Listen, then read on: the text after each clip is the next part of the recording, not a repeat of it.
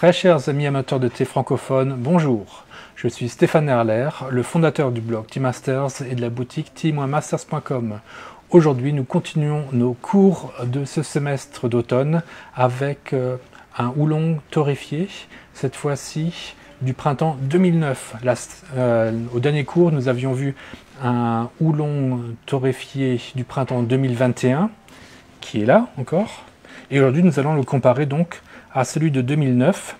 Tous deux proviennent du même fermier et de ces mêmes plantations à Shaninchi. Le fermier, lui, il habite à Dongding, à Lugu.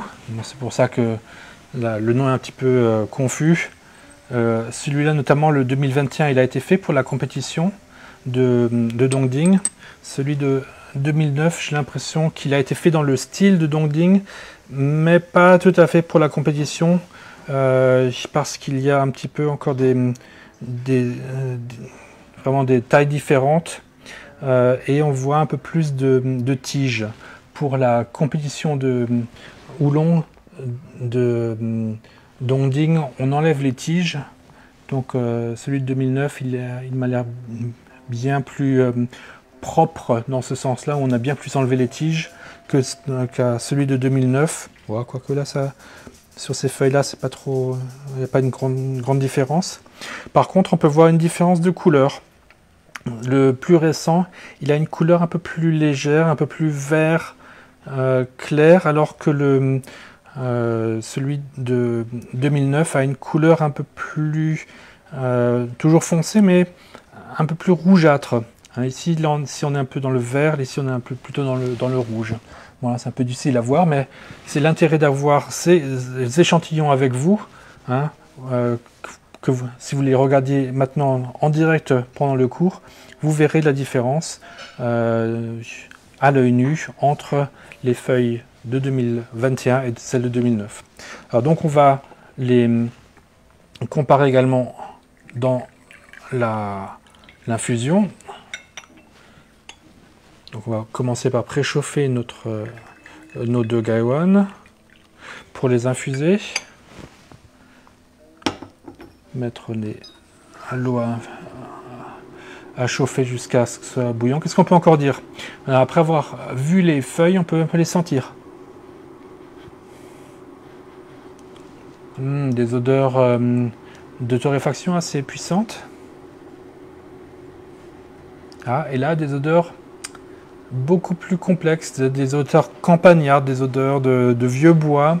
C'est très différent, bien que donc ce soit le même thé, mais qui a pu être entreposé pendant une douzaine d'années, alors que celui-là maintenant il a un peu plus d'un an. Si on avait pris un de 2022, les odeurs de torréfaction seraient encore plus puissantes, vu que on constate quand même que ce sont ces odeurs de torréfaction qui ont le plus disparu entre ces deux thés. Par contre, elles ont laissé place à d'autres odeurs qui ont l'air également très intéressantes. Et on va essayer de les analyser un peu plus finement en infusant ces deux thés. Alors, je m'assure que le couvercle également est bien chaud. Actuellement, nous sommes en novembre et les températures commencent à baisser. Donc même à Taïwan, il commence à faire un peu plus frais. Donc il faut faire vraiment attention de bien préchauffer nos accessoires, surtout la porcelaine. Et porcelaine qui refroidit très vite. Donc ne pas attendre non plus après avoir préchauffé pour passer à l'infusion. Donc vous voyez, je n'ai pas mesuré la quantité très précisément. J'ai simplement versé sur ces petites coupelles de quoi tapisser le fond de mon gaiwan.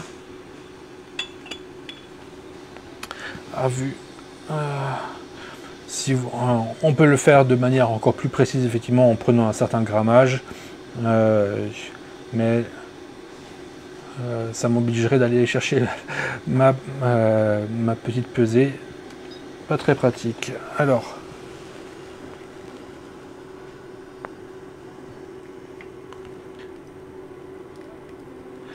donc là, je fais plutôt une infusion test, donc je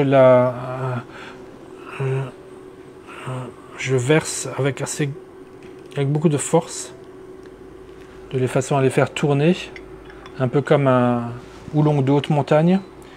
C'est quelque chose que je ne ferais pas si je voulais vraiment essayer d'infuser ces feuilles pour en tirer les odeurs les plus fines. Mais là, c'est plutôt un test pour bien analyser ces deux thés en l'espace d'une ou deux infusions. Donc je les pousse un peu plus dans leur retranchement en les infusant avec force, donc avec une eau très très bouillante et avec un flux qui est très puissant, qui les fait tourner. Donc là je préchauffe également mes petites coupes. Et on va attendre un certain temps. Ça me donne l'occasion de vous rappeler comment justement on va bien pouvoir bonifier les thés oolong pendant plusieurs années. Alors on peut bien sûr garder les thés dans leur sachet d'origine.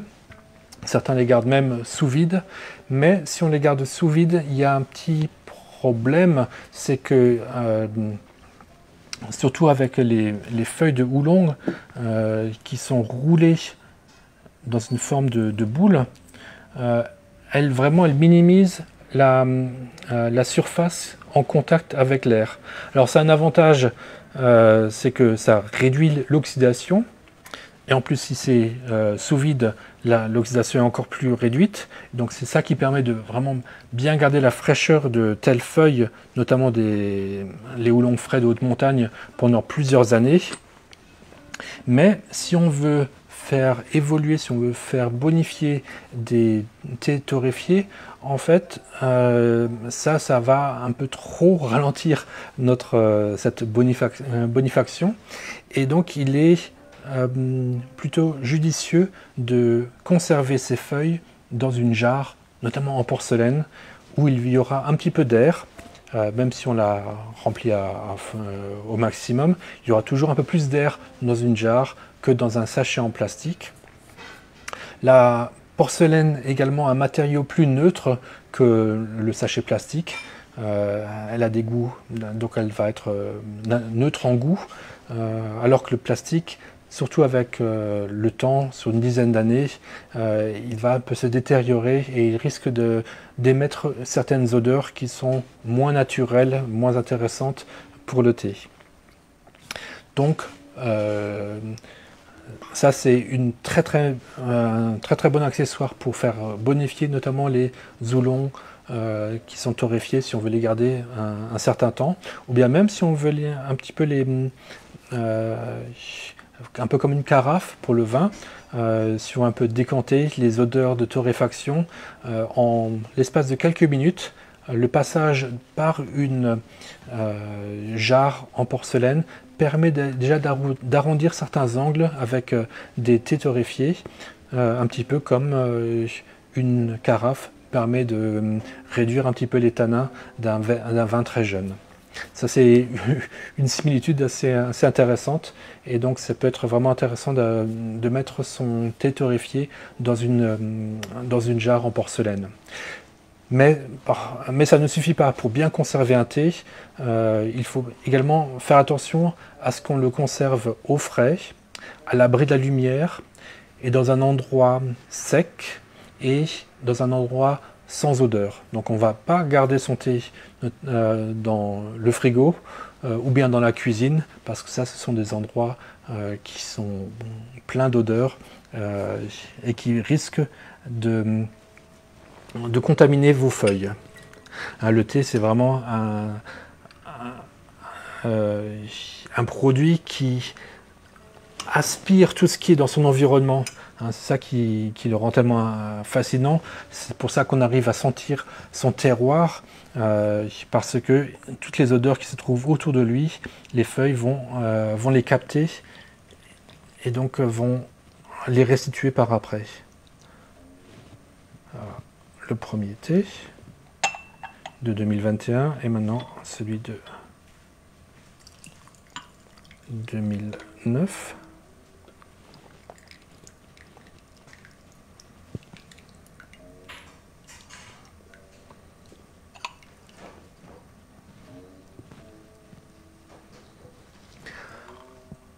Très intéressant. On peut voir des différences maintenant au niveau des...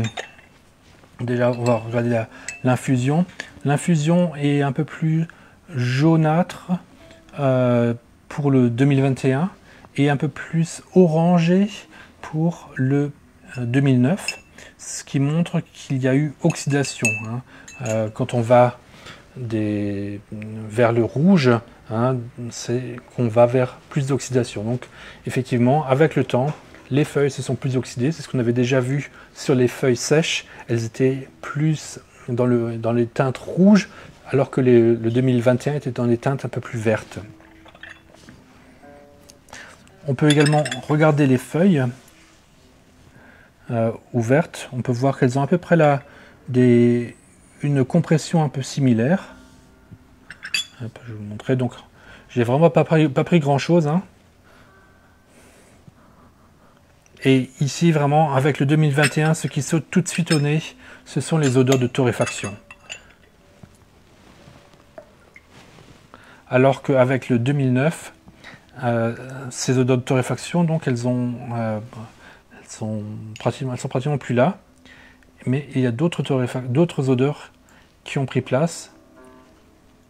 Et on va essayer un peu de les analyser.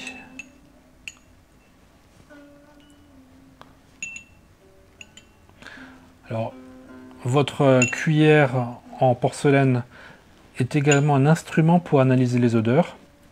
Et je vous rappelle, on peut le faire en sentant le dos de la cuillère vide, après l'avoir utilisé pour verser le thé. C'est une odeur douce, sucrée. Et ici, une odeur un peu plus complexe. Campagnarde, très nature.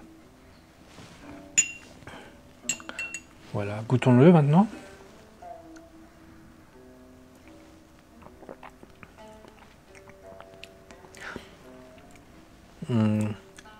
Donc là, on a vraiment la torréfaction au début et des odeurs de thé très doux à la fin. Donc on a pratiquement deux faces d'un même produit. Donc on a d'abord la torréfaction et ensuite les odeurs de thé. Avec le 2009, par contre, on commence tout de suite dans la douceur, mais avec un côté frais et des odeurs donc un peu plus mûres, de fruits mûrs, de bois, de vieux bois, un petit peu comme dans une vieille église, ou bien du vieux mobilier. Également des odeurs de fruits vraiment très mûrs, mais avec encore une certaine fraîcheur qu'on retrouve en arrière-goût. Les feuilles se sont ouvertes quand même. Elles sont un peu plus froissées forcément que des feuilles de haute montagne à cause de la torréfaction, mais ce sont des feuilles qui s'ouvrent, qui ne restent pas complètement recroquevillées sur elles. Là, ce serait une torréfaction qui serait trop forte, mais là, elle s'ouvre et elle reste très, très douce au toucher. Pareil pour celle de 2021. Donc on a des feuilles qui ont été travaillées de la même manière, en tout cas d'une manière semblable, aussi semblable que possible, par ce même producteur et venant des mêmes plantations de Shaninshi. Encore. Et ce qui est intéressant donc, c'est de goûter surtout ce changement de goût en l'espace de 12 ans, d'un thé où les notes torréfiées sont vraiment très très présentes au départ, pour disparaître pratiquement complètement au bout de 12 ans. Et surtout grâce à une conservation en jarre. Donc là, j'ai pu les tester un peu de manière différente sur ces 2 jours, et aussi depuis plusieurs semaines que je me prépare pour ce cours. Et je remarque quand même que même au bout d'1 an, déjà la torréfaction a bien diminué dans ce thé-là de 2021 par rapport à quand je l'ai eu il y a 1 an. Donc déjà là, au bout d'1 an, cette torréfaction qui est la dernière étape de la production d'un thé. Hein, la torréfaction, c'est la toute dernière chose qu'on fait en chauffant les feuilles à sec, de nos jours maintenant dans des fours électriques. Et donc comme ce sont les derniers arômes, ce sont les arômes qui sont les plus en surface, et donc c'est également les premiers qui vont sortir.